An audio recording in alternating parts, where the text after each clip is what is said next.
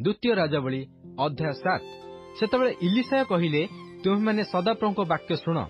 ସଦାପ୍ରଭୁ ଏହି କଥା କହନ୍ତି, କାଲି ପ୍ରାୟ ଏହି ସମୟକୁ ସମରିୟାର ନଗର ଦ୍ୱାରରେ ଏକ ପଶୁରୀ ସରୁ ମଇଦା ଓ 1 ସେକଲରେ ଓ 2 ପଶୁରୀ ଜବ 1 ସେକଲରେ ବିକାଯିବ। ସେତେବେଳେ ରାଜା ଯେଉଁ ସେନାପତି ହସ୍ତରେ ନିର୍ଭର କରିଥିଲେ, ସେ ପରମେଶ୍ୱରଙ୍କ ଲୋକଙ୍କୁ ଉତ୍ତର କରି କହିଲା, ଦେଖ, ଯେବେ ସଦାପ୍ରଭୁ ଆକାଶରେ ଦ୍ୱାର କରନ୍ତି, ତେବେ ହେଁ କଣ ଏ କଥା ହୋଇପାରିବ? ତହିଁରେ ଇଲିଶା କହିଲେ, ଦେଖ, ତୁମ୍ଭେ ସ୍ୱଚକ୍ଷୁରେ ତାହା ଦେଖିବ, ମାତ୍ର ତହିଁରୁ ଭୋଜନ କରିବ ନାହିଁ। ସେହି ସମୟରେ ନଗର ଦ୍ୱାରର ପ୍ରବେଶ ସ୍ଥାନରେ 4 ଜଣ କୁଷ୍ଠୀ ଥିଲେ। ଆଉ ସେମାନେ ପରସ୍ପର କହିଲେ, ଆମ୍ଭେମାନେ ମରିବା ପର୍ଯ୍ୟନ୍ତ କାହିଁକି ଏଠାରେ ବସିଅଛୁ? ଯେବେ କୁହ ଆମ୍ଭେମାନେ ନଗରରେ ପ୍ରବେଶ କରିବା, ତେବେ ନଗରରେ ଦୁର୍ଭିକ୍ଷ ଅଛି, ପୁଣି ଆମ୍ଭେମାନେ ସେଠାରେ ମରିବା। ଆଉ ଯେବେ ଆମ୍ଭେମାନେ ଏଠାରେ ବସି ରହିବା, ତେବେ ମଧ୍ୟ ମରିବା। ଏହେତୁ ଆସ, ଆମ୍ଭେମାନେ ଅରାମ୍ୟମାନଙ୍କ ସୈନ୍ୟର ପକ୍ଷକୁ ଯାଉ।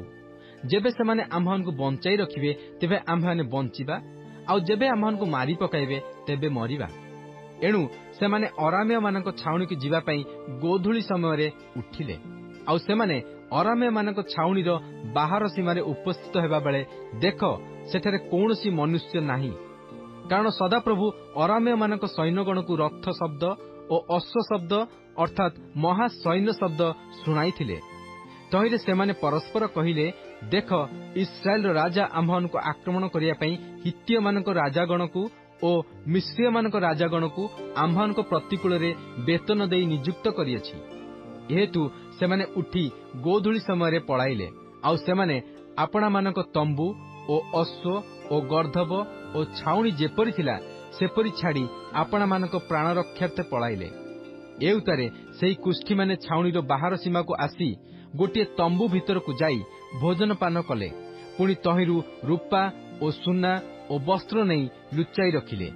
ତହୁଁ ସେମାନେ ପୁନର୍ବାର ଆସି ଆଉ ଏକ ତମ୍ବୁ ମଧ୍ୟରେ ପ୍ରବେଶ କଲେ ଓ ତହିଁରୁ ମଧ୍ୟ ଦ୍ରବ୍ୟାଦି ନେଇଯାଇ ଲୁଚାଇ ରଖିଲେ।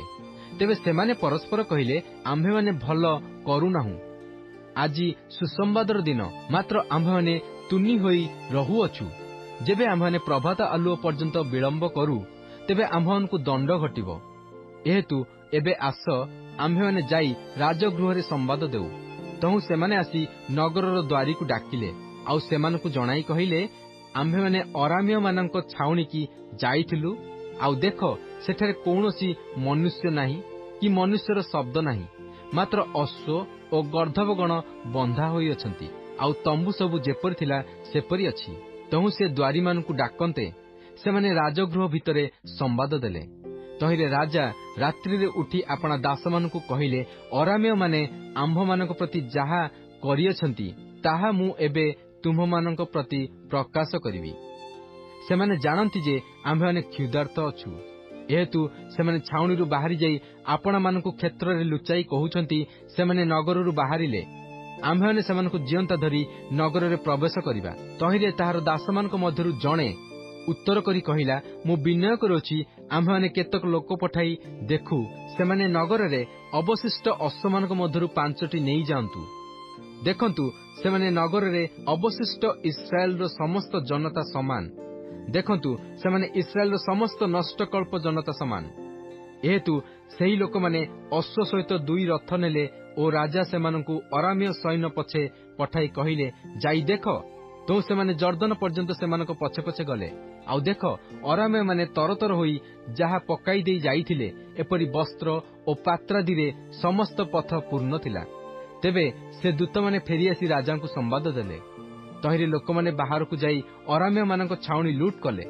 ତେଣୁ ସଦାପ୍ରଭୁଙ୍କ ବାକ୍ୟାନୁସାରେ 1 ପଶୁରୀ ସରୁ ମଇଦା 1 ସେକଲରେ ଓ 2 ପଶୁରୀ ଜବ 1 ସେକଲରେ ବିକାଗଲା।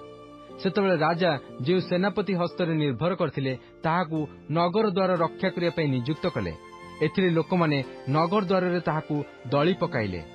ତହିଁରେ ରାଜା ପରମେଶ୍ୱରଙ୍କ ଲୋକଙ୍କ ନିକଟକୁ ଯିବାବେଳେ ପରମେଶ୍ୱରଙ୍କ ଲୋକ ତାଙ୍କୁ ଯେପରି କହିଥିଲେ, ତଦନୁସାରେ ସେ ମଲା। ପରମେଶ୍ୱରଙ୍କ ଲୋକ ରାଜାଙ୍କୁ ଏହି କଥା କହିଥିଲେ, କାଲି ପ୍ରାୟ ଏହି ସମୟକୁ ସମରିୟାର ନଗର ଦ୍ୱାରରେ 2 ପଶୁରୀ ଜବ 1 ସେକଲ ଓ 1 ପଶୁରୀ ସରୁ ମଇଦା 1 ସେକଲ ହେବ। ଆଉ ସେହି ସେନାପତି ପରମେଶ୍ୱରଙ୍କ ଲୋକଙ୍କୁ ଉତ୍ତର କରି କହିଥିଲା, ଦେଖ, ଯେବେ ସଦାପ୍ରଭୁ ଆକାଶରେ ଦ୍ୱାର କରନ୍ତି, ତେବେ ହେଁ କଣ ଏପରି କଥା ହୋଇପାରିବ?